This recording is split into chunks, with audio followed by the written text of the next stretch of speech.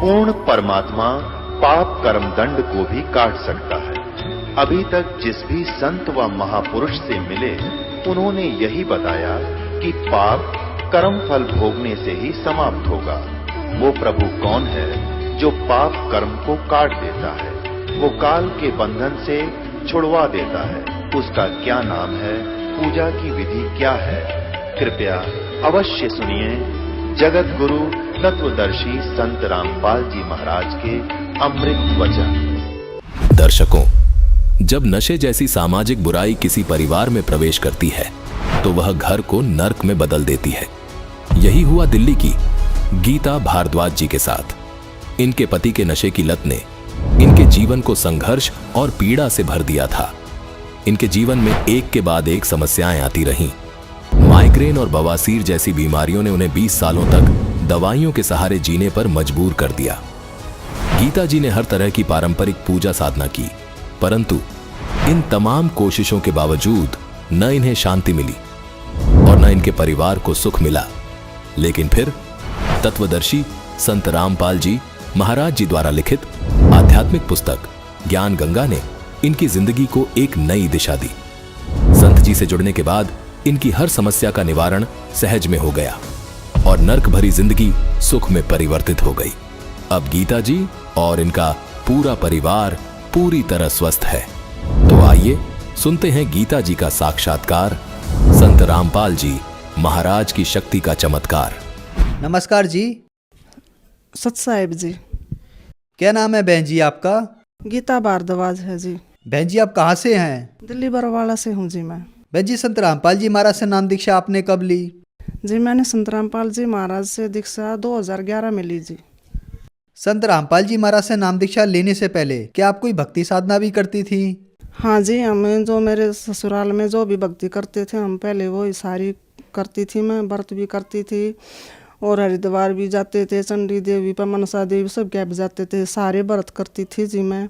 और जी हमारे घर में एक नाग देवता की कढ़ाई होती थी जी। जैसे हम दीवार पर एक नाग का सांप का एक चित्र बना के ना, फिर सारे परिवार के खाना बना के और हम उसके सामने रखते थे। फिर हम उसकी पूजा करके फिर हम बाद में उस प्रसाद को ग्रहण करते थे। दुआ जी हम करते करते भी मेरे घर में सांप घुस जाया करते जी। जैसे एक दिन तो जी मैं दरवाजे बैठी, इतना 2 लाठी कितना लंबा सांप मेरे पास में बैठा जी। कभी सांप मेरे घर में कांचड़ी छोड़ जाते, कभी सांप के बच्चे पाते जी। ये पूजा करते करते भी, नाग देवता की कढ़ाई करते करते भी मेरे घर में सांप बहुत ज़्यादा घुसा करते। मेरे आदमी शराब पीते थे जी। मेरे छोटे छोटे 2 बच्चे हैं, 2 लड़के मेरे जी। शराब पी कर रात को झगड़ा करते, बाहर निकाल देते सर्दी में। मैं दोनों बच्चों को एक शॉल में लपेट के गली में बैठा देता मेरे को। हम बहुत दुखी रहा करते जी। मैं बीमार भी बहुत ज़्यादा रहती थी, सर्वाइकल था, माइग्रेन भी हो गया मेरे को, बवासीर भी हो गई और जी मैंने अपनी बच्चादानी भी निकलवाई। बहुत ज़्यादा परेशान रहती थी जी। मेरे आंत में इन्फेक्शन बता दिया डॉक्टरों ने। मेरा सीटी स्कैन कराया, उन्होंने बता के आंत में वो कैंसर भी हो सकता है। जीटीबी हॉस्पिटल पंथ में मेरी जांच हुई तो वहाँ पे भी रिपोर्ट ठीक से नहीं समझ में आई डॉक्टरों का। डॉक्टर बोले कि दोबारा से सीटी स्कैन कराना पड़ेगा। बहन जी आपने बताया कि आप जो भक्ति साधनाएं करती थी उनसे आपको कोई लाभ नहीं मिला। आपके पति बहुत ज़्यादा शराब पीते थे। आप इतनी परेशान रहती थी कि आप अपने बच्चों को लेकर बाहर गली में बैठ जाती थी। आपको माइग्रेन की समस्या हो गई, आपकी आंत में पानी भर गया। तो फिर संत रामपाल जी महाराज की जानकारी आपको कहाँ से मिली? तो जी मैं जी बहुत दुखी रहा करती। तो मेरे पड़ोस में एक कमलेश भगत नहीं है जी, तो उसने मेरे को बोला तू सारे का इतनी दवाई खा ली, इतने धक्के खा लिए, तो एक मेरे पास पुस्तक है ज्ञान गंगा, तो वो पढ़। तो मैंने ज्ञान गंगा पुस्तक पढ़ी जी। मैं उस किताब को पढ़ती थी और मैं रोती थी कि यो ज्ञान यो कहाँ था, यो ज्ञान। इतनी दुखी थी कि मैं नू कहा करती भगवान, तो मैं इतनी पूजा करूँ भगवान थारी कि मेरी किस्मत आपने कौन सी से आई, कौन सी कलम पे लिखी है जो मैं इतनी पूजा करते हुए मैं इतनी दुखी हूँ। मेरा दुख क्यों नहीं काटते, तुम किसे भगवान हो। तो फिर जी मैंने वो ज्ञान गंगा पुस्तक पढ़ी, तो मैंने ऐसा ज्ञान कहीं नहीं पढ़ा, कहीं नहीं सुना। जब उसके बाद मैं नाम दीक्षा 2011 में मैं संत रामपाल जी महाराज से दीक्षा लेने गई। मैं उस दिन रात को बहुत आराम, बहुत शांति से नींद आई। मैंने आश्रम में ही मेरे को बहुत शांति महसूस हुई। उसके बाद मेरे दोनों बेटे भी जुड़ गए संत रामपाल जी महाराज से, उन्होंने भी नाम दीक्षा ले ली। बहन जी, संत रामपाल जी महाराज से नाम दीक्षा लेने के बाद क्या आपको कोई लाभ भी प्राप्त हुए? हाँ जी, मेरे जो आंत में इन्फेक्शन था तो मैंने पंथ में टेस्ट करवाया। उन्होंने दोबारा मेरा सीटी स्कैन किया तो डॉक्टर ने बोले कि आप आंत में इन्फेक्शन था, कैंसर तक जो डॉक्टर बताए थे कि कैंसर का शक था कि कैंसर मिल सकता है। मैंने संत रामपाल जी महाराज से अरदास लगाई कि परमात्मा मेरे ऐसे ऐसे है। तो संत रामपाल जी महाराज ने कहा कि बेटी भगवान पे विश्वास रखो और जो गुरु मंत्र नाम मंत्र दिए हैं दीक्षा, तो जो भक्ति दी है वो भक्ति करते रहो। कि भक्ति करती रही तो मेरे जब डॉक्टरों ने दोबारा से सीटी स्कैन किया तो मेरी रिपोर्ट नॉर्मल आई और आज तक मैंने कोई दवाई नहीं खाई। मैं बिल्कुल ठीक हो गई ना। मैं जी 20 साल से मैं दवाई खा रही थी, अब मैं कोई दवाई नहीं खाती। तो जी मेरे को माइग्रेन की बीमारी थी, मैं अंबेडकर हॉस्पिटल में भी दिखाने गई, दवाई दी, वहाँ से बहुत ज़्यादा दवाई खाई। सब वो जो बोलते जी फिजियोथेरेपी, वो भी बहुत इलाज करवाया जी। सेक्टर 7 गुरुद्वारे के पास में वहाँ भी बहुत इलाज करवाया, शिकायत करवाने जाती थी जी। और मेरी नसें भी ब्लॉक रहती थी सारी। संत रामपाल जी महाराज से दीक्षा जब से मैंने ली है, मैं जब से उनका नाम जाप किया है, भक्ति करने लगी हूँ, जब से मेरे सारे रोग सारे दुख कष्ट मेरे खत्म हो।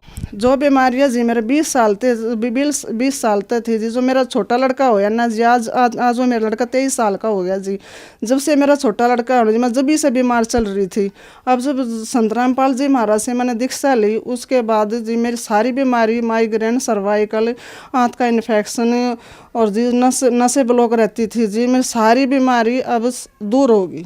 संत रामपाल जी महाराज से दीक्षा लेने के बाद अब मैं बिल्कुल ठीक हूँ, मेरे मन को शांति है जी।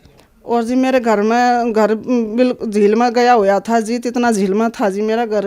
आज संत रामपाल जी महाराज की दया से मेरा घर बन गया, सारे घर में टैल पत्थर बन गए जी। ना मेरे घर में जी इतना ही तो पानी ऊपर छत पर पड़ा करता, इतना ही नीचे तो बारिश में भरा करता जी। संत रामपाल जी महाराज की दया से मेरा घर अब बहुत अच्छा बन रहा है। भाई मेरा छोटा लड़का है तो उसको जी डेंगू हो गया था जी। तो डॉक्टरों से उसका टेस्ट कराया तो उसके 43 प्लेट रह गई थी। कि डॉक्टर ने कहा था कि इसका तो सारा खून बदलवाना पड़ेगा, दोबारा से खून चेंज करना पड़ेगा। तो जी मैं तो गुरुजी नाम दीक्षा ले रखी थी, मैं गुरुजी से अरदास करती। मैंने संत रामपाल जी महाराज से मैंने प्रार्थना करवाई कि गुरुजी अगर तू सच्चा भगवान है ना तो मेरे बेटे को जिंदा कर दे, मेरे बेटे ने बचा ले तू। तो जी 2 ही दिन के बाद संत रामपाल जी महाराज ने मेरे को बताया कि बेटी भक्ति करती रह, भगवान पर विश्वास रख, मंत्र जपते रहो, मंत्र मत छोड़ना। मैं मेरा बेटा मंत्र करते रहे, बीमार था जैसे, फिर भी मेरा बेटा मंत्र करता रहा। तो जी संत रामपाल जी महाराज ने इतनी दया करी जी, मेरे बेटे की 2 दिन में 2 लाख प्लेट बढ़ा दी। इस भगवान का, संत रामपाल जी महाराज का मैं बहुत आभारी हूँ। अब संत रामपाल जी महाराज की दया से हम माँ बेटा बहुत खुश हैं। पहले ऐसा था जी, मेरा आदमी शराबी था जी, तो मैं हमारे घर में आटा तक नहीं होया करता। और आज संत रामपाल जी महाराज की दया से मेरे घर में आगे से आगे राशन भरा रहे हैं। आज मेरे घर में ना तो बीमारी, टोटा भी सारा दूर हो गया, सारी बीमारी दूर चली गई। आज हम बहुत खुश हैं जी। बहन जी, संत रामपाल जी महाराज से नाम दीक्षा लेने के बाद आपको बहुत सारे लाभ प्राप्त हुए। आपकी संत रामपाल जी महाराज ने सर्वाइकल, माइग्रेन की समस्या और आंतों में इन्फेक्शन बगैर ऑपरेशन के ठीक कर दिया। और सबसे बड़ा चमत्कार ये हुआ कि आपके लड़के को डेंगू हो गया था, उसकी प्लेटलेट्स 43 रह गई थी, उसको दूसरे अस्पतालों में रेफर कर दिया गया। संत रामपाल जी महाराज ने उसको जीवन दान दिया और अगले ही दिन एकदम उसकी 2 लाख प्लेटलेट हो गई बगैर कुछ खून चढ़ाए हुए। तो ये बहुत बड़ा चमत्कार है। संत रामपाल जी महाराज ने आपको और आपके बच्चों को भी जीवन दान दिया। आपके ऊपर दुखों का कहर टूटा हुआ था। तो जो माताएं बहनें आपको देख रही हैं, वह भी किसी न किसी तरीके से दुखी हैं, उनके लिए आप क्या कहना चाहेंगी? मैं भगत समाज से यह प्रार्थना करना चाहती हूँ कि भाई जैसे मैंने सारे के धक्के खा लिए थे जी, मेरी तो यहीं पर सारा रोग कटा, रोग का निवारण संत रामपाल जी महाराज की शरण माने से मेरा रोग निवारण होया है। कि आप भी इधर उधर भटकने से अच्छा है संत रामपाल जी महाराज की शरण में आओ और अपना कल्याण करवाओ। यहाँ इस पृथ्वी के सुख हैं ये तो गुरु संत रामपाल जी महाराज रुंगे में देते हैं। और असली तो भक्ति मोक्ष की है कि हमारा जन्म मरण तो पीछा छूट जाए, ये भक्ति देते हैं हमारे संत रामपाल जी महाराज। बहन जी, संत रामपाल जी महाराज की शरण में कैसे आ सकते हैं? टीवी पे जी इतने चैनल आते हैं जी, सत्संग आता है तो नीचे एक पट्टी आती है जी, उसमें नंबर हैं, SMS करो जी और उन नंबरों पे अपना कांटेक्ट करो और संत रामपाल जी महाराज से नाम दीक्षा ले सकते हैं और अपना कल्याण करा सकते हैं। धन्यवाद बहन जी। सत साहिब जी। अब जगत गुरु तत्वदर्शी संत रामपाल जी महाराज जी के सत्संग के माध्यम से उस अद्वितीय आध्यात्मिक ज्ञान के बारे में जानते हैं जिसके माध्यम से आप भी प्राप्त कर सकते हैं ऐसे आध्यात्मिक, मानसिक और भौतिक सुख जो अभी तक आपने सिर्फ मीराबाई, ध्रुव, प्रहलाद जैसे कुछ ही भक्तों की जीवन कथा में सुने होंगे। अब सुनिए तत्वदर्शी संत के संग शास्त्र अनुकूल भक्ति सत्संग, ऐसा अद्वितीय आध्यात्मिक ज्ञान जिसका है सर्वधर्मों के पवित्र शास्त्रों में प्रमाण।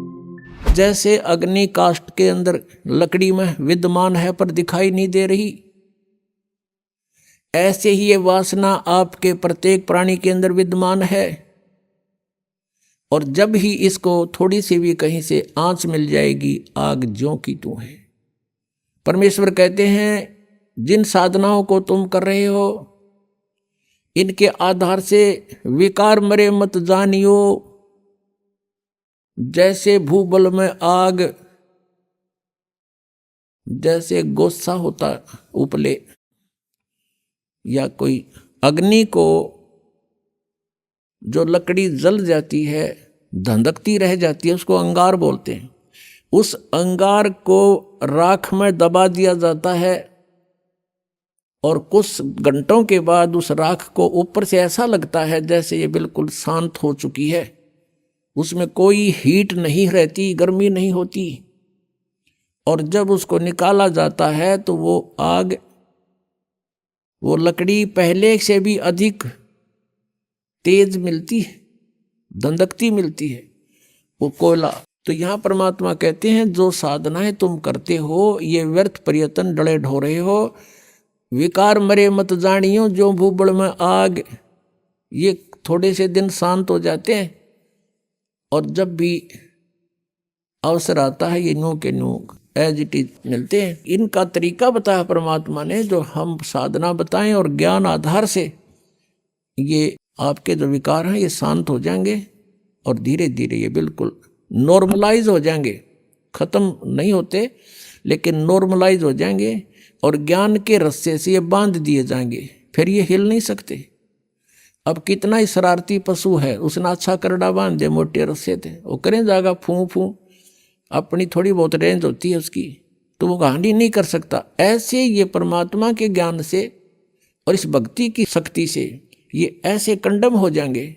ये बकवास करेगा, मन की आदत है क्योंकि किस ब्रह्मांड का स्वामी है, लेकिन इस ज्ञान रूपी रस्से तय ये इतना तगड़ा बांध दिया जाता है, ये अपनी मर्यादा को लांघ नहीं सकेगा। अब प्रसंग चल रहा है कि हम जिन भगवानों की भक्ति करना चाहते थे और जिनको हम सुखी मानते थे उनकी ये हालत है, और जिन मंदिरों में हम जाकर पूजा करते थे वो स्थान क्या था। अब तत्व ज्ञान की इस रोशनी से अब हमें ज्ञान हुआ। अब जैसे कोई भी साधक है, क्योंकि ये आत्मा जब से भगवान से बिछड़ी है कुछ ही समय के बाद इसको उसकी आवश्यकता महसूस होगी थी,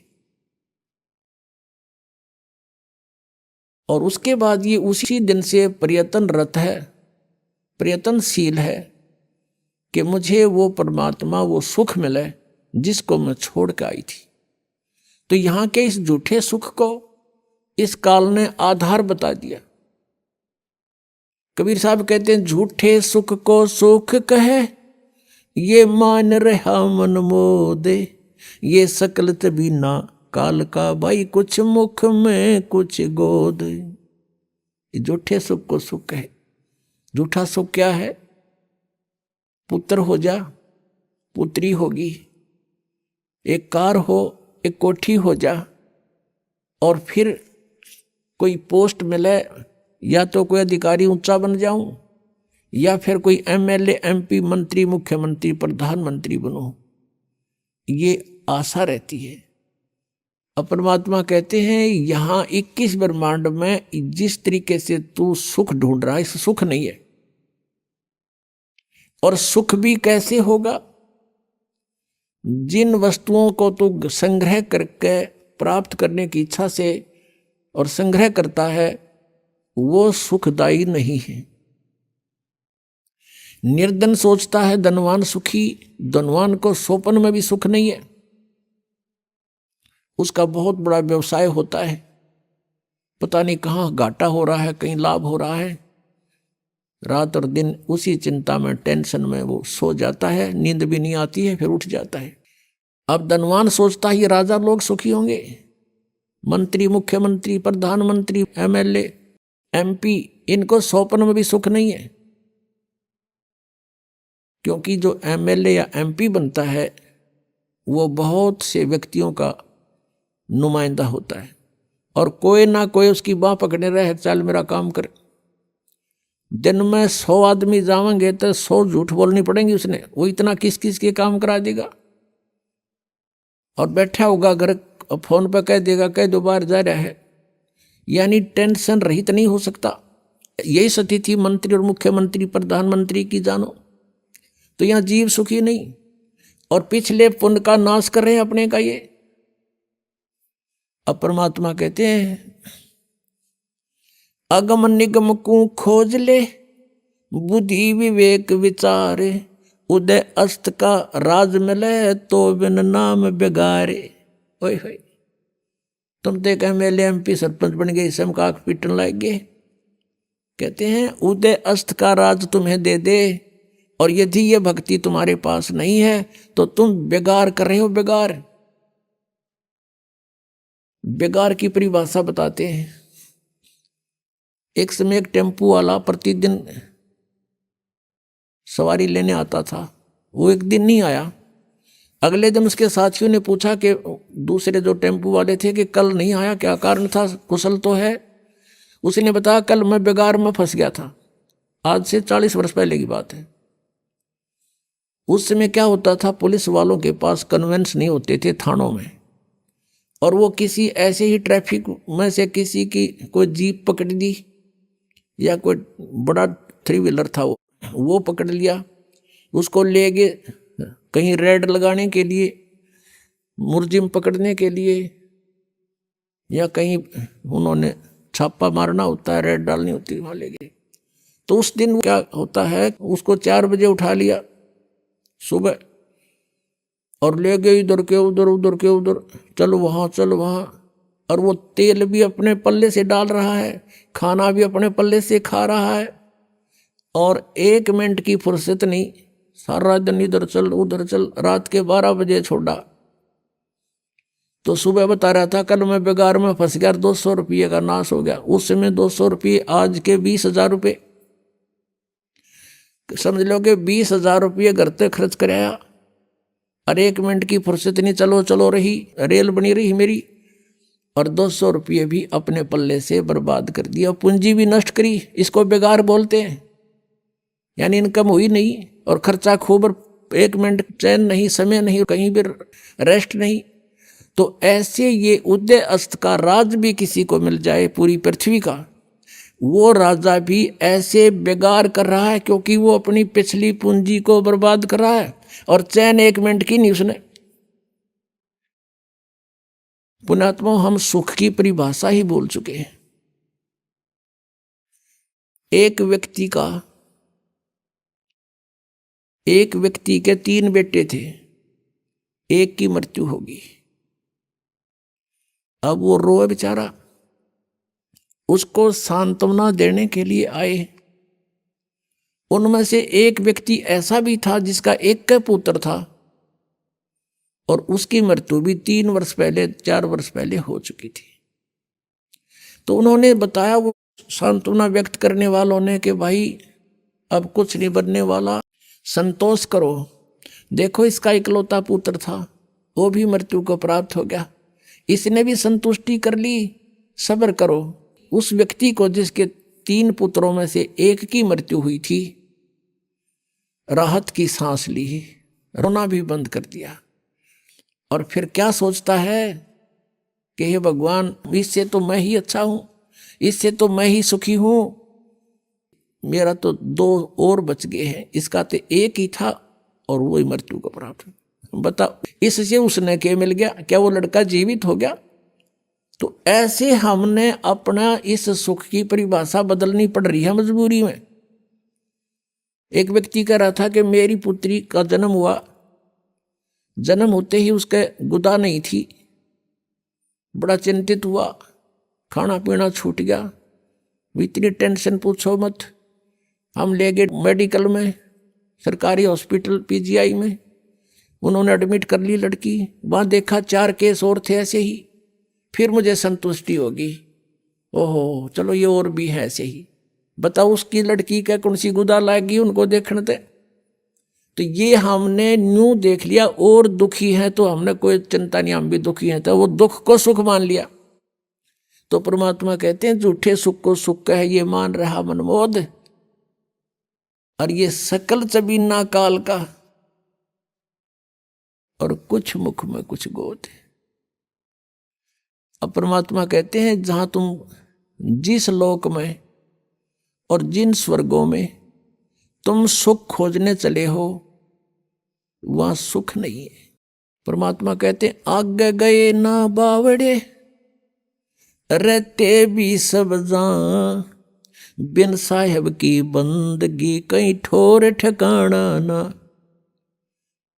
कि जो पहले चले गए तुम्हारे यहां से, उन्होंने तो आके तुम्हें कुछ बताया ना, हमारी केबरन मैटी हुई, और बाकी बच रही भी ऐसे ही चले जाएंगे। बिन साहेब की बंदगी भक्ति की तो ठोर ठिकाना ना। क्या बताते परमात्मा? जैसे मोती ओस का ऐसी तेरी आवे, गरीब दास करो बंदगी भाई बहोर ना ऐसा दाव। अब जैसे आप जी का मनुष्य जीवन है, मनुष्य जीवन में किसी ने पुण्य भक्ति की, पुण्य के साथ यहाँ पाप भी साथ डिपॉजिट होते हैं। पुण्य कम बनते हैं, पाप ज्यादा बनते हैं। ये ऐसे अक्षेत्र में आप रह रहे हो। जैसे आप जी यहाँ ऐसा स्थान है, जैसे एक कोई फील्ड होता है, खेत है, और ना उसकी गुडाई करो ना उसको संवारो, उसमें अपने आप घास फूस अड़ंगा कुबाड़ इतना उग जाएगा दिखे नहीं धरती, और उसमें हमने खाने योग्य अपना अन्न प्राप्त करने के लिए, कनक बीजने के लिए उसमें कितनी मेहनत करनी पड़े है। पहले तो अड़ंगा काटना, फिर उसको हल या ट्रैक्टर से गुड़ाई करनी, जो उसको बाना, और फिर उसमें खर्चा लग गया, मेहनत और परिश्रम लग गया, और फिर उसमें खाद बीज डाला वो भी पैसे से, खाद डाला वो भी मोल, फिर सिंचाई करी उसका भी टैक्स, यानी इतना कुछ खर्चा करके जब वो 2 दाने प्राप्त हुए और वो घास आप पर जाम गया, उसमें अड़ंगा जिसकी कति आवश्यकता नहीं थी। तो ये ऐसा क्षेत्र है जहां हम रह रहे हैं। परमात्मा कहते हैं पृथ्वी ऊपर पग जो धार है, और करोड़ जीव एक दिन में मारे। हरी भांति पृथ्वी के रंगा, अंत कोट जीव उड़े पतंगा। जो चौका तुम देवो नेता, सत्य ब्राह्मण की है हत्या। ब्राह्मण सेंस हत्या जो हुई, जल स्नान कर तो सोई। खान पान में दमन प्राणी, और कैसे पाओ तुम मोक्ष निशानी। कि एक तरफ तुम पुण्य कर रहे हो, इसके पैरेलल आपके पाप भी हो रहे हैं, और आप जी को दोनों का ही भोग प्राप्त होगा। आपके पुण्य अलग से लिखे जाते हैं और पाप अलग से लिखे जाते हैं। आप पुण्य के आधार से स्वर्ग गए,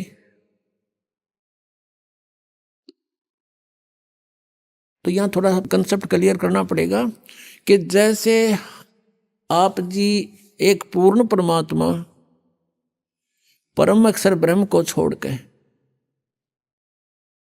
अन्य किसी को इष्ट बनाकर किसी भी प्रभु की, देव की पूजा करते हो, भगवान की, पुरुष की, जैसे सरपुरुष और अक्षर पुरुष।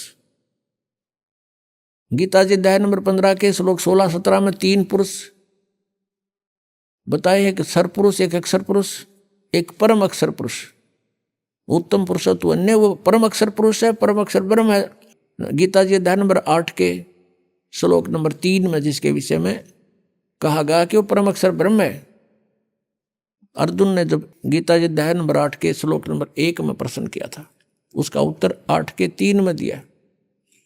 तो ये तीन पुरुष हैं, सरपुरुष भी नाशवान, अक्षर पुरुष भी नाशवान, केवल परम अक्षर पुरुष, परम अक्षर ब्रह्म, ये अविनाशी परमात्मा है।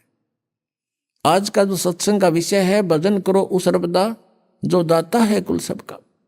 अब ये कंसेप्ट क्लियर करने के लिए सारा कुछ इतिहास जीवनी सुनाई जा रही है। अब सरपुरुष भी नाशवान, अक्षर पुरुष की भी क्लियर स्थिति है कि ये भी अविनाशी नहीं है, बेशक नाम इसका अक्षर पुरुष है, और वो परमात्मा तो अन्य ही है। गीता जी अध्याय नंबर 15 के श्लोक 17 में उसकी भक्ति करने से उस परमेश्वर के नाम में इतनी शक्ति है, उस सत्य नाम में, सच्चे नाम में जो 2 अक्षर का होता है, कि हमारे सभी पापों का वो नाश कर देती है। और अन्य भगवान से श्री विष्णु जी, श्री ब्रह्मा जी, श्री शिव जी, और से ब्रह्म सरपुरुष और अक्षर पुरुष, ब्रह्म और ये परब्रह्म कहते हैं अक्षर पुरुष को, इनकी भक्ति से पाप नाश नहीं हो सकते। वर्क डन सभी को मिलेगा, जो किया है वो फल अवश्य प्राप्त होगा, पाप भी मिलेगा, पुण्य भी मिलेगा। इसलिए उन भगवानों की भक्ति से जीव सुखी नहीं हो सकता, क्योंकि अगर पुण्य के कारण कहीं स्वर्ग में 2 घंटे रुक आए तो बाकी 20 घंटे उन पापों को भोगना पड़ेगा। इतने अत्यधिक पाप बनते हैं।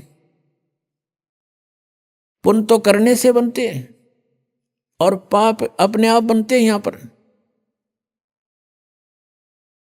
अब प्रसंग क्या है, अब कारण क्या है कि जैसे किसी ने लाइसेंस बनवा रखा है, ड्राइविंग लाइसेंस यानी गाड़ी चालक का लाइसेंस बनवा रखा है, सर्टिफिकेट, तो वो गाड़ी चलाता है, यदि उससे दुर्घटना हो जाती है तो वो 90% बरी है कि भी ये ट्रेंड आदमी है, ये अनजान नहीं था, इत्फाक से दुर्घटना होगी, किसी दूसरे की भी गलती से हो सकती है।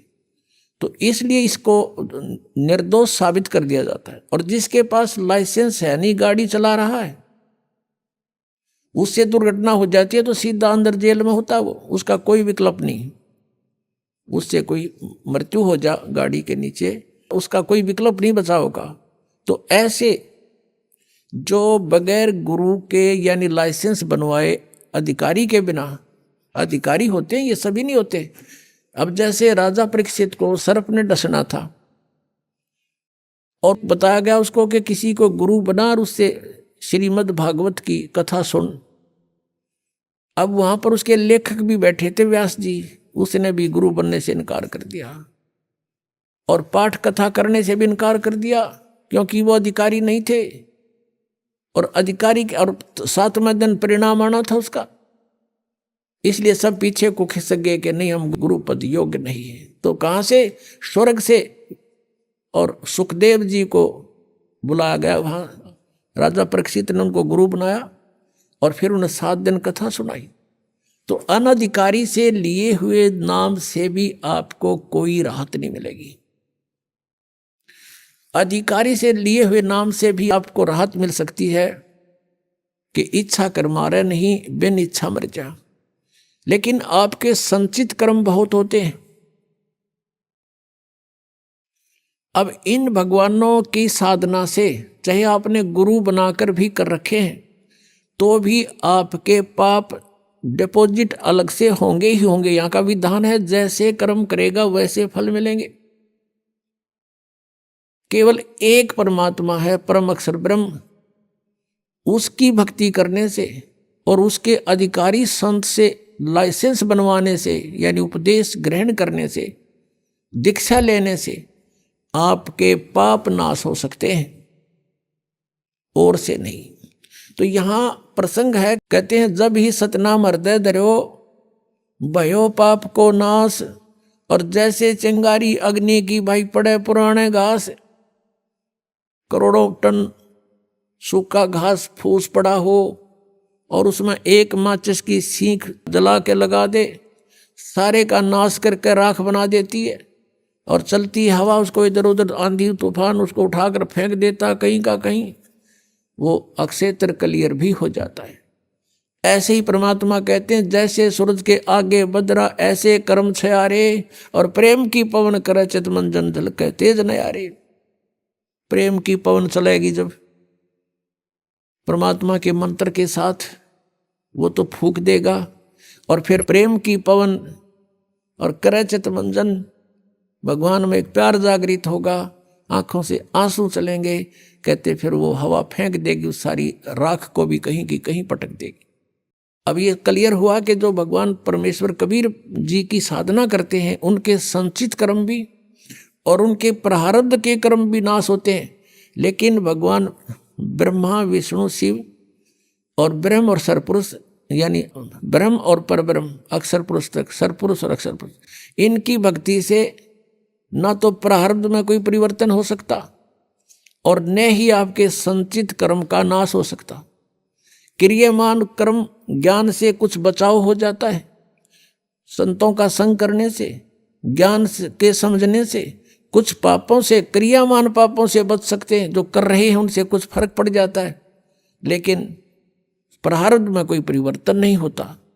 जैसे भगवान श्री विष्णु जी को श्राप दिया था नारद जी ने भगवान से विष्णु रूप मांगा था, हरि रूप विवाह कराने के लिए, और विष्णु जी ने उनको, यानी भगवान ने उनके बंदर का मुंह लगा दिया। जब नारद जी को पता चला कि तेरे साथ शरारत कर दी विष्णु जी ने, उसको श्राप दे दिया कि आज तूने मेरे को बंदर का मुंह लगाया है। मैं एक औरत के लिए आज मैं व्याकुल था, एक पूरा जीवन तू अपनी पत्नी के वियोग में बितावेगा। उसका श्राप का फल भी भगवान विष्णु ने श्री रामचंद्र रूप में भोगना पड़ा। और जो मुंह तूने मेरे लगाया है, इस मुंह के जैसे व्यक्ति यानी जीव तेरी मदद करेंगे। बंदरों ने उनकी मदद की। और फिर श्री रामचंद्र जी रूप में यानी विष्णु जी ने जन्म लिया। वो सारा आपने सुन लिया कि उन्होंने किस किस प्रकार वो अपना जीवन व्यतीत किया। और जैसे ये भी आपने सुन लिया कि उन्होंने बाली को मारा था, वो उनके प्रारब्ध में लिख दिया गया, तो उसका बदला भी उन्होंने भोग कर ही पूरा करना पड़ा। वो उसको नाश नहीं कर सके, अपने प्रारब्ध के पाप कर्म को भी नाश नहीं कर सके, वो भी भोगना पड़ा। अब प्रसंग चल रहा है कि हम तुम कौन राम का जपते जापम, और ताते कटे ना ये तीनों तापम। अब हमारे पापों का नाश, जैसे हम प्रतिदिन गीता जी के श्लोक 25 से लेकर और 31 तक ये वर्णन किया है कि अर्जुन, जैसे सभी कर्म भले ही उनमें पाप भी हो रहे हैं, वो त्यागे नहीं जा सकते।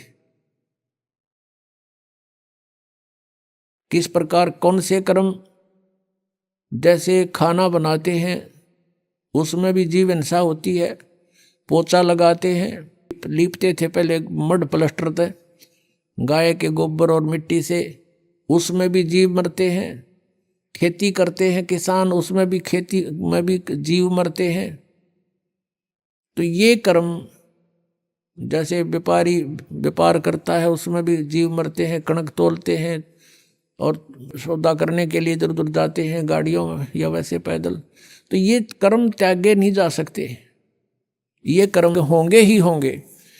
अब कहने का भाव है, अब ये कर्म तो त्यागे नहीं जाएंगे और ये होंगे ही होंगे, और इनका भी पाप भी लगेगा। लेकिन जब हम पूर्ण परमात्मा से वो लाइसेंस बनवा लेंगे, यानी पूर्ण परमात्मा की शरण में, और उसके प्रतिनिधि से ड्राइविंग लाइसेंस अर्थात दीक्षा प्राप्त कर लेंगे, उसके बाद इन कर्मों का फल आपको भोगना नहीं पड़ेगा। उसमें परमात्मा ने बताया है कि इच्छा कर मारे नहीं और बिन इच्छा मर जा, कह कबीर दास का फिर पाप नहीं लगा। हम अपने उद्देश्य को लेकर के सफर कर रहे हैं। जैसे किसान खेत में जाता है, फिर हल जोतता है, यदि उसके पास ये नाम नहीं है ये सच्चा नाम नहीं है। तो उसकी कहते हैं एक हलाई ज़्यादा से ज़्यादा 30 फुट चौड़ी और 200 फुट लंबी ला लो, 40 फुट चौड़ा और 200 फुट लंबा, ये एक क्षेत्र, इतने टुकड़े में एक हलाई में हाड़ी को, किसान को इतने पाप हो जाते हैं जैसे 1000 कसाईयों को लगते हैं।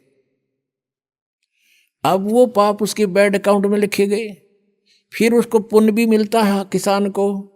जैसे खेती बनी, उसमें से कनक झड़के जमीन पर गिरी, उसको जीव जंतु कुछ पक्षी खा रहे हैं, कुछ कीड़े मकोड़े उठा ले गए, बिलों में ले गए ठा के, तो उससे उसका पुण्य भी बना।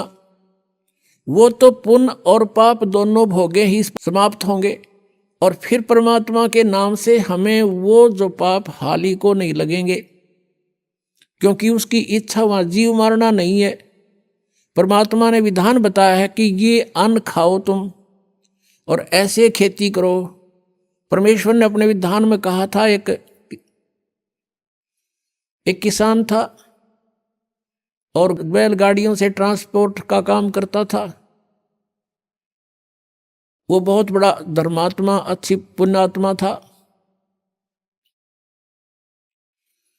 और उसके घर पे एक साधु रहता था, भक्त साधु, लाल कपड़े यानी संत वेशभूषा में, और वो किसान उसकी बहुत मदद करता था, बहुत सेवा करता था। अपने घर पर रख लिया उसको। वो कहीं बाहर देखा तो उसको घर ले आए कि महाराज हमारा पुण्य हो जाएगा, आपकी भक्ति बन जाएगी, आपको तो 2 रोटी चाहिए, हमें सेवा संत की मिल जाएगी। साधु सेवक था वो किसान। उसने अपने घर पे एक चौबारा बना रखा था, उस पर छोड़ दिया उस महात्मा को संत जानकर। वो खावा अपना बढ़िया रोटी और दरवाजा बंद करके कुंडी ला के न्यू का मन बोलियो मत शाम तक, और खा के सो जा। अच्छा बढ़िया माल उस किसान का। और एक दिन उसकी मृत्यु होनी थी, वो तो 2, 4, 10 साल में उसकी मृत्यु होगी। वो उस किसान का ही बैल उत्पन्न हो गया, उस बैल बनकर किसान का वो जो खाया था वो तो देना ही था उसने। वो बैल बनकर वहीं आ गया, किसी के जन्म लिया, किसान के गाय के, और बैल के योग हो गया 4-5 साल में। वो किसान ने उसमें गाड़ी में जोत रखा, और वो जा रहा था। जैसे पुण्यात्मा परमेश्वर कबीर देव जी की महिमा चारों वेद बताते हैं। वो परमात्मा अपने सतलोक में रहता है, वहाँ से गति करके नीचे पृथ्वी पर आता है, अच्छी आत्माओं को मिलता है, उनको ज्ञान देता है। उस ज्ञान से परिचित वो पुण्यात्माएं फिर परमेश्वर की महिमा का गुणगान करते हैं। उनमें से एक आदरणीय गरीबदास साहिब जी गांव छुरानी जिला झज्जर वाले थे। ये बेरी गांव का किसान था, जिसके विषय में ये दास बता रहा है कि बेरी गांव है जिला झज्जर में, रोहतक से 20 किलोमीटर होगी लगभग। उस बेरी गांव का वो किसान था, और वो कहीं इधर नजबगढ़ की मंडी में, जो पहले पुराने समय की बात है 250 वर्ष पहले, कच्चे रास्ते होते थे, बैलगाड़ी से अपना ट्रांसपोर्ट का काम करता था। यहाँ से कणक ले जाता, वहाँ से शक्कर भर लाता नजबगढ़ की मंडी से। तो ऐसे वो जाता था प्रतिदिन। अरे उसके पास बैल था गोरे से रंग का, और वो बैल चलता चलता गाड़ी में बैठ जाता था, चला नहीं था। फिर उसका दे लट्ठा अच्छी पिटाई करके फिर खड़ा होता था, फिर कुछ देर दूर चलता था, फिर बैठ जाता था। एक दिन ऐसे ही करते करता वो नजबगढ़ की मंडी से आ रहा था, और सुबह सुबह गरीबदास जी उसी रास्ते पर बनी हुई एक कुएं पर स्नान कर रहे थे। वो बैल आकर वहां बैठ गया, और लाल किसान ने ठा कर लट उसका मट शुरू करे, अगी इसका यूं तरीका उठने का। तब गरीबदास साहिब जी जो परमात्मा से परिचित थे, उसने कहा कि भाई किसान और लाल मत मारा इसके। क्या करूं भाई भगत, इसने तो मेरा लहू पी लिया है। 1 किलोमीटर चल है, 1 आध घंटा बैठा रहे है, फिर न ठावा तो लट लुट मार के ठावे हैं। इसने तंग कर लिया। अब क्या हुआ, गरीबदास जी उठे, अग भाई मारे मत इस पशु के, डट जा, रुक जा। अब गरीबदास जी ने जाके कान में उसका कुछ फूंक सी मारी, क्योंकि वो तो परमात्मा से परिचित हो चुके थे। गरीबदास जी कहते हैं परमात्मा से मिलकर, परमात्मा के टच होने से, परमात्मा के ज्ञान से परिचित होने से परमात्मा की कृपा से उनमें शक्ति आ जाती है। और दिव्य दृष्टि गरीबदास जी की परमात्मा ने खोल रखी थी। अब उसके कान में गरीबदास जी ने कुछ बोला, बैल एकदम खड़ा हो गया और कह दिया, भाई अकी मारिए मत इसके, ये रुकेगा नहीं। अब वो ले गया जोत के गाड़ी, उसका नाम पूछ लिया। गांव जब छोटा सा गांव था, छोटानी 40-50 घर होंगे मुश्किल से। क्या नाम है आपका? कि गरीबदास नाम है मेरा भाई, और बलराम मेरे बाप का नाम है। अब वो बैल डटा नहीं डटा, वो तो जाकर पहुंच गया वहां पर। अगले दिन फिर 2-4 दिन के बाद फिर वापस चला, वो उसी तरह चले। अब सरलाल ने सोचा, भाई यू आदमी कौन था, इसने के मंत्र मार दिया इस बैल के, यू तो सिद्ध पुरुष दिखा, कोई साधुओं की भूख उसने थी। उसने गांव में आकर पूछा, उसी रास्ते में पड़े था, कि भाई गरीबदास नाम का है बलराम का, बलराम का एक गरीबदास है, उसका घर किस है? तो वो गरीबदास जी का कोई शिष्य मिल गया उसने। तो वो बोला, भाई वो आम आदमी को नहीं, वो तो परमात्मा समझ लो उन्नत है, भगवान मिले थे और संत है, वो आम आदमी नहीं है। ने बोला, भाई जब बात बनी, कहने लगा मैंने उसे दर्शन तक कराओ, कहाँ है उसका घर, बता दिया कि वो सामने लो, मैं ले चलता हूँ। वो शिष्य लेकर गया, शिष्य ने प्रणाम किया और लाल ने प्रणाम किया। अभी आपने सुने संत रामपाल जी महाराज के मंगल प्रवचन। आइए अब सुनते हैं संत रामपाल जी महाराज से नाम दीक्षा लेकर सतभक्ति करके अद्भुत लाभ प्राप्त करने वाले अनुयायी के विचार। नमस्कार दर्शकों, शिक्षित होना आजकल व्यक्ति के लिए सबसे बड़ा वरदान है, या यूं भी कह सकते हैं कि प्रभु की विशेष कृपा है, क्योंकि शिक्षित व्यक्ति आज के समय में सही गलत की परख आसानी से कर सकता है। आज आपको ऐसी ही शिक्षित महिला की दास्तां से रूबरू करवाएंगे। ये हैं महाराष्ट्र की रूपाली पाटिल जी, जो कि एक शिक्षित महिला हैं, और इन्होंने अपनी शिक्षा का सही प्रयोग किया और सही समय पर सही संत की पहचान कर नाम दीक्षा ले ली, जिसके फलस्वरूप ऐसा अद्भुत लाभ हुआ जिस पर शायद आज का विज्ञान पर भरोसा रखने वाला वर्ग विश्वास न करे, पर यह वास्तविक सच्चाई है। आप हैरान रह जाएंगे कि इन्हें कैंसर जैसे भयंकर लाइलाज रोग से मुक्ति मिली है, पति का नशा छूटा है और बच्चे की शारीरिक बीमारी ठीक हुई है। दर्शकों, आपको बता दें, रूपाली जी ने तत्वदर्शी संत रामपाल जी महाराज जी से नाम दीक्षा ली। उन्हीं की शरण में जाने मात्र से उन्हें ये अद्वितीय लाभ मिले हैं, और साथ ही संत जी के शुभ आशीर्वाद से इनके बच्चे की तबीयत में बिना दवाई के सुधार आया है। अब सुनिए रूपाली जी के जीवन परिवर्तन की कहानी इन्हीं की जुबानी। बहन जी नमस्कार। नमस्ते जी, क्या नाम है आपका? रूपाली पाटिल। रूपाली जी कहाँ से आए हैं आप? पुणे, महाराष्ट्र, पुणे से। जी, क्या करते हैं? मैं अभी तो हाउसवाइफ हूँ, लेकिन मैंने ग्रेजुएशन किया है मराठी स्पेशल में। संत रामपाल जी महाराज से कब जुड़े आप? 2004 में हम संत रामपाल जी महाराज जी से जुड़े। संत रामपाल जी महाराज से नाम दीक्षा लेने से पहले क्या आप कोई भक्ति साधना करते थे? जी, जैसे नॉर्मल लोग करते, परंपरागत भक्ति, मतलब पूरी देवी देवता ब्रह्मा विष्णु महेश इनकी भक्ति करते थे। जब आप पहले भक्ति कर ही रहे थे तो आपने संत रामपाल जी महाराज से नाम दीक्षा क्यों ली? मतलब मुझे ऐसे लगा कि उनका ज्ञान मैंने थोड़ा समझा, उनकी बुक पढ़ी, और सबसे पहले ये इंसिडेंस हुआ कि मेरे हस्बैंड ने, मेरे पति, वो दीक्षा लेकर आए। फिर दीक्षा लेकर आए तो मैंने उनको लिया कि क्या गुरु दीक्षा लिया आपने, कौन से भगवान है, क्या है? बोलते नहीं मुझे इतना पता नहीं, मैंने दीक्षा ले ली।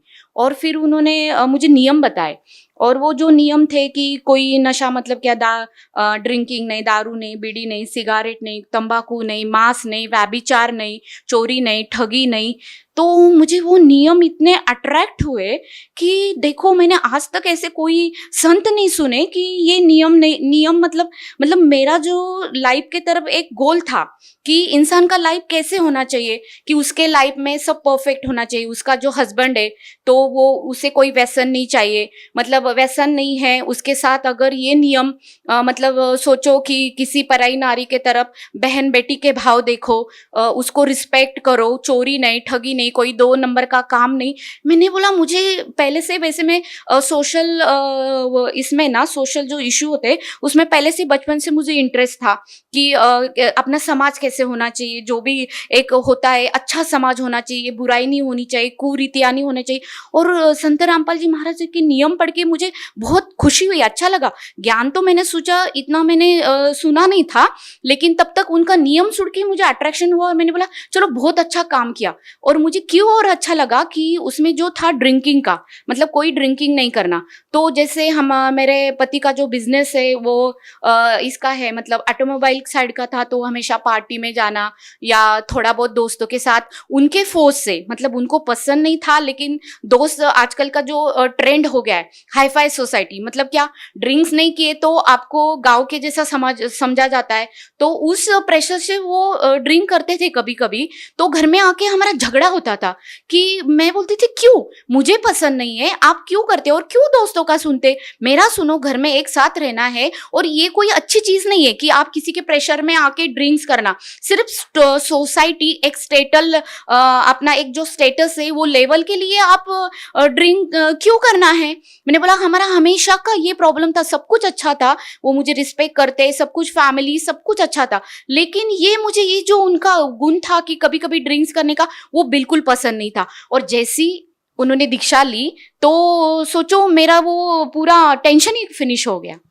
देखिए, जैसा कि आप बता रहे हैं कि आपने नियम पढ़े जिसमें लिखा हुआ था कि नशा नहीं करना, व्यसन नहीं करना, किसी की तरफ बुरी नज़र से नहीं देखना। जब हम देखते हैं समाज में या अन्य संतों को जब हम देखते हैं तो सभी संत यही नियम बताते हैं, लेकिन जब हम ग्राउंड लेवल पे देखते हैं तो क्या वास्तव में ये चीज़ें फॉलो होती है?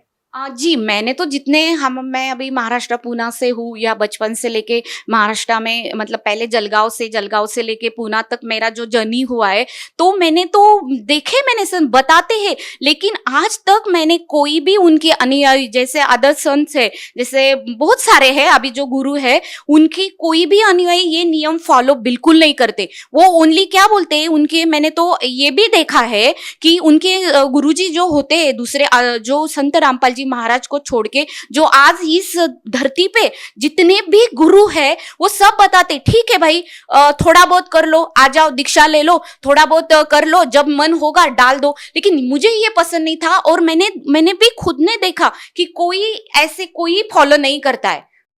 आप एक शिक्षित महिला हैं, आपने बताया कि आपके पति ड्रिंक करते थे, आपको वो बिल्कुल अच्छा नहीं लगता था और आपके झगड़े होते थे। लेकिन उन महिलाओं की बात की जाए जो बहुत ही गरीब है, निचले तबके से आती हैं, उनके पति जब इस तरह के नशे करते हैं तो आप सोच सकते हैं कि उनके परिवार के भरण पोषण के लिए जो कमाई होती है उसका बहुत सारा हिस्सा वो नशा करने में लगा देते हैं। तो उनके घरों में कितने झगड़े हो सकते हैं, इस बात का अंदाजा आप बखूबी लगा सकते हैं। आप उन महिलाओं के लिए क्या कहना चाहेंगे जिनके पति बहुत ज़्यादा नशा करते हैं और बहुत सारी बुराइयों में लगे हुए हैं?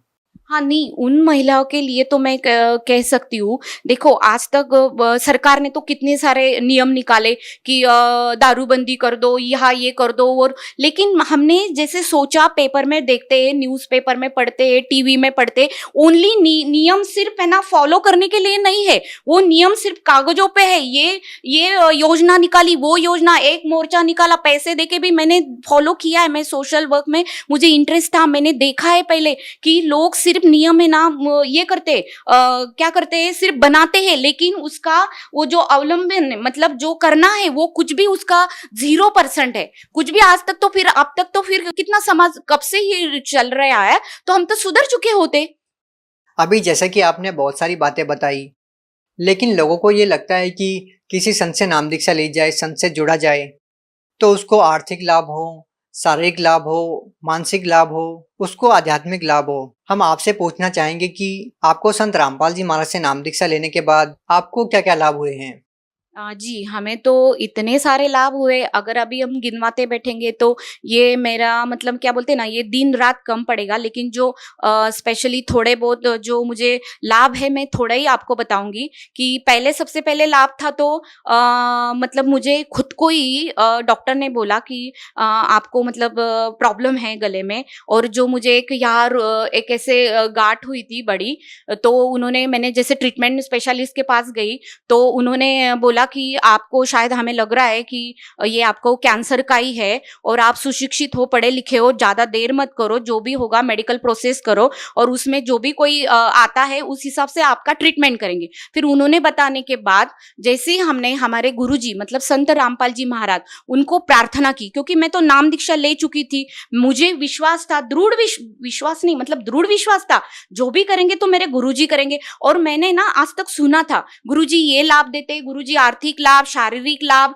आध्यात्मिक लाभ, सब लाभ देते। तो मैंने बोला अभी ना मैं खुद ही परीक्षा ले लेती हूँ, अभी तो मेरे ऊपर समय आया। तो मैंने अंतर आत्मा से प्रार्थना की, और प्रार्थना करने के बाद फिर गुरुजी को जैसे हमने बोला, मतलब आत्मा से, मैंने मुंह से नहीं बोला। और सोचो जैसे डॉक्टर ने बोला वो ट्रीटमेंट की, और मेरा जो रिजल्ट आया, मेरा जो रिपोर्ट आया, तो आप लोग हैरान हो जाओगे। मुझे कैंसर था, जब मुझे लगा कि अभी मेरी लाइफ थोड़ी है, ज्यादा लाइफ नहीं है, मेरी पैरों के नीचे की जमीन खिसक गई कि मैं अभी क्या करूंगी। मुझे लगा मैं तो ठीक है, मैं मर गई तो मेरा बेटा है वो कैसे रहेगा, मेरा हस्बैंड तो शायद शादी कर लेगा, लेकिन मेरा क्या होगा। और मुझे तब लगा कि ये जिंदगी इतनी छोटी है, मुझे क्या करना था और मैं कुछ भी कर नहीं सकूंगी। मैं परमात्मा को मतलब संत रामपाल जी महाराज को प्रार्थना किया, परमात्मा नहीं, मुझे अभी थोड़ा जीना है, मुझे लाइफ दे दो, मुझे इतना जल्दी नहीं मरना है, मेरे बेटे के लिए मुझे जीना है। और इतना चमत्कार हुआ। आप लोगों को चमत्कार लगेगा, आपकी भाषा में ये ऐसे लगेगा कि हम बोल रहे हैं, लेकिन नहीं, मैंने अनुभव किया है। जब खुद के ऊपर आता है ना, इंसान झूठ नहीं बोल सकता। मैं जो भी बोल रही हूँ एक शब्द सच बोल रही हूँ, क्योंकि मैंने जो 2 दिन जब तक मेरा रिपोर्ट नहीं आता, मैंने सहा है कि मृत्यु क्या होती है और जीना क्या होता है। और मेरे परमात्मा ने, गुरु जी ने, संत रामपाल जी महाराज ने इतना प्रार्थना हमने लगाने के बाद उनका ये आया, मतलब उनका मैसेज आया कि बेटा परमात्मा आपको दया करेंगे, आपके संत रामपाल जी महाराज आपके ऊपर दया करेंगे। और फिर हमने मेडिकल रिपोर्ट पाया शाम को, तो उसमें लिखा था कि मुझे सिर्फ ओनली वायरल इन्फेक्शन है। जो 4 डिसीज मुझे बताया था कि एक सर्वाइकल कैंसर, एक टीबी और 2 ऐसे थ्रोट के हिसाब से ही उन्होंने बताया था। और मुझे और क्यों लगा पता है क्या, तो मेरे साथ एक बात हुई। हमारे घर की हेरिडिटी ऐसी है, मेरे दादा को कैंसर था, मेरी जो ये है मतलब मेरे चाचा है वो खुद डॉक्टर थे, उनको तक कैंसर हुआ। और कैंसर मतलब वो लोग अर्ली एज मतलब कम एज में वो गुजर गए, सोचो। और मुझे फिर लगा, जो मेरा टाइमिंग आया कि तीसरी पीढ़ी में, डॉक्टर ने बोला हाँ, मुझे हिस्ट्री पूछी और मेरा जब हेरिडिटी देखा तो कि हाँ, आपको तो आपके दादा को थ्रोट कैंसर था, आपके चाचा को स्टमक का कैंसर हुआ, और अभी आपको तो 100% कैंसर होना चाहिए। मैंने बोला ठीक है, अभी क्या करेंगे, मतलब बोलना आसान है, लेकिन मैं इतनी तकलीफ से गुजरी ना, मैं बोल नहीं सकती। और जब ऐसे इसमें परमात्मा ने और एक आप लोगों को रीजन, मुझे क्यों दृढ़ विश्वास हुआ, तो मेरी कुंडली थी, मैं पहले बहुत जन्म कुंडली हम मानते थे, मेरी कुंडली निकाली मैंने बहुत बचपन में, जब से मैं कॉलेज में थी। तो मुझे इसने बताया था, हाथ देखे कि आपकी आयु ज्यादा नहीं है, 40 तक ही है, और आपको ऐसा डिसीज होगा कि आप उसमें से बाहर नहीं निकालेंगे। और वही मुझे जब ये गांठ निकला, डॉक्टर ने बोला, तो मैंने जल्दी से वो कुंडली अपने कपाट से निकाली और मैंने टैली किया कि अरे हाँ, मुझे अभी 37 स्टार्ट है, और मैं क्या कैंसर का तो 2 साल कितना भी होना, ये कोइंसिडेंस कैसे हो सकता है। इसीलिए ये सब देखे इतना मतलब आप समझ सकते हैं, ये कोई जादू मंत्र नहीं है। परमात्मा ने इतनी दया की कि इतने मेरे चांसेस 100% कैंसर के होने के बाद भी संत रामपाल जी महाराज ने मेरे ऊपर दया की। उनके मंत्र में, उनके भक्ति में इतनी ताकत है कि मेरा कैंसर उन्होंने भगा दिया। जी भगत जी, मुझे और 2 लाभ ऐसे हुए कि एक तो इनके साथ इनका मुंबई एक्सप्रेस हाईवे पे एक्सीडेंट हुआ गाड़ी का, और इतना जबरदस्त एक्सीडेंट था, मतलब कंटरनर ने पीछे से 2 बार उनको डैश मारा। डैश मारने के बाद मतलब वो देखते हैं तो वो उन्होंने स्टीयरिंग पे सर रख दिया, और जैसे गुरुजी ने उनको नाम दीक्षा दी, वो मंत्र उन्होंने याद किया, फिर हम दोनों का फेस उनके सामने आया कि सोचो मेरा ये आखिरी वक्त है। और वो एक्सीडेंट से इंसान जब खुद पे गुजर जाती कि बस अभी मेरा सब फिनिश हो गया, तो उस हिसाब से उन्होंने मेरा चेहरा, मेरे बेटे का चेहरा उनके आंखों के सामने आया, और उन्होंने जो गुरुजी ने हमें मंत्र एक दिया, लास्ट में उन्होंने वो एक मंत्र जाप किया और स्टीयरिंग पे अपना सर रख दिया। और बाद में चमत्कार की देखते हैं कि वो बोलते मैं 5 मिनट के बाद मैं कार आराम से चला रहा हूँ, फिर आराम से चला के फिर वो रुके नहीं, जल्दी से घर आ गए। फिर अगर हम सोचते तो फिर कैसे हुआ, तो उसके लिए एक प्रूफ था कि जैसे गाड़ी हमने आके मैंने मुझे बोला कि आप जल्दी से नीचे आ जाओ कि देखो मेरा एक्सीडेंट होगा। मैंने बोला पहले पूछा आप कैसे हो, बोलते नहीं मैं ठीक हूँ। फिर देखते हैं तो गाड़ी पूरे पीछे से चिप हुई थी, सब बोल रहे थे वाइबल होके वो पलटी हो सकती थी, कुछ भी हो सकता, लेकिन ऐसे हुआ कि परमात्मा ने उन्हें साक्षात बचा लिया। फिर हमें पता चला कि भगवान क्या है। और दूसरा एक लाभ मेरे बेटे के सामने, वो बेंगलोर में पढ़ने के लिए है, तो वो जैसे घर से दूर था, डॉक्टर ने बोला उसको चिकन पॉक्स निकला, और फिर वो रोने लगा कि मम्मा मैं अभी क्या करूंगा, चिकन पॉक्स निकले मुझे, और अभी मेरा 1 महीना पूरा मेरा स्टडी ब्रेक हो जाएगा और मैं ये नहीं कर पाऊंगा। तो फिर हमने बोला ठीक है कोई बात नहीं, अपन प्रार्थना करेंगे परमात्मा से। आश्रम में प्रार्थना की कि देखो ऐसे हो गया मालिक, हम क्या करेंगे। तो प्रार्थना करने के बाद मालिक ने बोला कि जैसे जोत लगा दो। आपने उसको भी ध्यान आया कि मैंने जोत नहीं लगाई, और जैसे ही उसने इमीडिएटली जोत लगाई रात को 10:30-11 बजे, और सुबह देखते आप मतलब इतना चमत्कार की। हम भी इधर प्रार्थना की, उसने भी परमात्मा के आत्मा से प्रार्थना की, तो उसका चिकन पॉक्स पूरा गायब। तो हमने मेडिकली तो भी हमारा समाधान नहीं हुआ, तो हमने बोला प्लीज आप बेटा आप जाके डॉक्टर को एक बार कंफर्म कर लो कि सच में चिकन पॉक्स गायब हो गए। तो वो डॉक्टर के पास गया और डॉक्टर ने बोला कि जी हाँ, मैंने ही कल तुझे बोला था कि तुझे आया मैं मेडिसिन नहीं दूंगा, और आज मैं देख रहा हूं तो सच में ये तो परमेश्वर ही हो सकता है ये लाभ देने वाले। हम आपसे एक और प्रश्न पूछना चाहेंगे। संत रामपाल जी महाराज जी, उनसे जो भी नाम दीक्षा लेता है उनको बहुत सारे लाभ होते हैं। आपको भी संत रामपाल जी महाराज ने बहुत सारे लाभ दिए हैं। जो लोग बहुत सारी भयंकर बीमारियों से पीड़ित हैं और जिन लोगों को आर्थिक या मानसिक लाभ नहीं हो रहे हैं, उन लोगों को आप क्या कहना चाहेंगी? मुझे ये अपने सब भाई बहनों को एक ही संदेश देना है। मैं तो कोई ये नहीं कर सकती हूँ, मतलब संदेश देने जैसी मैं उतनी नहीं हूँ, लेकिन मैं प्रार्थना कर सकती हूँ सारी जगत को कि जिनको प्रॉब्लम है ना, आप आ जाओ, आप अनुभव करो, सत्संग सुनो, और एक्चुअली अपने जो ग्रंथ है, बुक है, उसमें क्या नॉलेज है। सबसे पहले हम सब शिक्षित है, हमें कोई हमारा ध्यान भटका नहीं सकता। आज तक हमने जो भी भक्ति की, एक परंपरागत भक्ति की, जो भी मनगढ़ंत सुनते आए, दादा परदादा उनकी भक्ति फॉलो करते आए, लेकिन हमने आज तक नहीं सोचा कि हम जो कर रहे और ये क्यों हो रहा है। अभी हम बोलते हैं भगवान ये करता है वो करता है, हम तो आज तक जो परंपरागत ब्रह्मा विष्णु महेश जी ये सब भक्ति करते आए, लेकिन मिला क्या? फिर क्यों नहीं मिला? क्यों दुखों के पहाड़ हमारे ऊपर गिर रहे? क्यों दुखी है? किसी को कैंसर है, किसी को ये बीमारी, किसी को वो बीमारी, सब परेशान।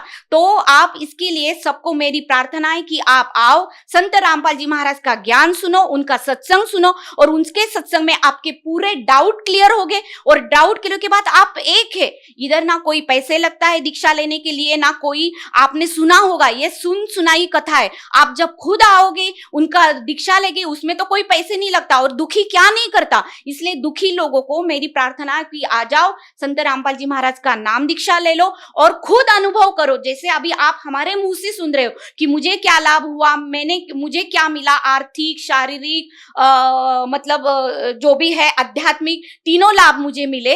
तो वैसे आपको भी आप मेरे भाई बहनों हो, मेरी भी तड़प है, जैसे मुझे मिला क्यों हमें, तो आपको क्यों नहीं मिल सकता? तो फिर आपको एक काम करना है, आज संत रामपाल जी महाराज जी का सत्संग सुनो, उनका ज्ञान सुनो, खुद दीक्षा लो और अनुभव करो कि सच में ये महाराज जी क्या बोल रहे हैं और हमें क्या प्राप्त होता है। जी बहुत बहुत धन्यवाद। Thank you ji.